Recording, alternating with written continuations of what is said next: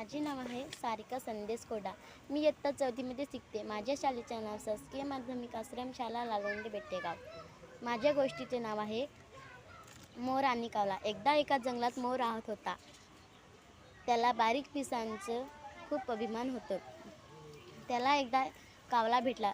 तो कावळ्याला म्हणाला, तुझे पिसे खूप निस्तेज आणि काळे आहेत। पण कावळा काहीच बोलला नाही।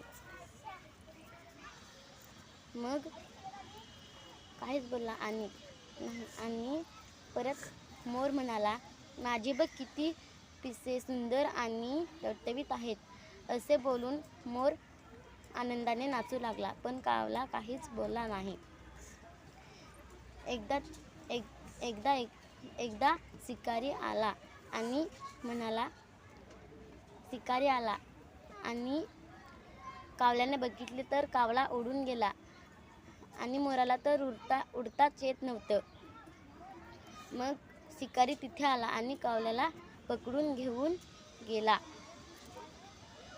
तात्पर्य: कुणाचा रंग काळा असतो तर कुणाचा रंग पांढरा असतो, म्हणून कुणाची चेष्टा करू नये। कावळ्याला घेऊन गेला असे सांगले कोण? तिने असं सांगितलं कावळ्याला घेऊन गेला? हो, चुकीचं सांगितलं का ग? मोराला घेऊन गेला. कोणाला घेऊन गेलेला? मोराला. आणि दीदीने चुकवलं? हो. तुम्ही सगळे ऐकायला आले ना, ती घाबरली का ग दीदी? आणि मग तिच्याकडून मिस्टेक झाली ना? पण वैष्णवी हुशार, बघा केवढी हुशार आहे। बरोबर तिने कॅप्चर केलं ते। वा वा वा, हे हुशार आहे पोरगी। चुकून झालं तर तू सांगितलं ना। कोणाला घेऊन गेला शिकारी? मोराला. मोराला घेऊन गेला का बरं?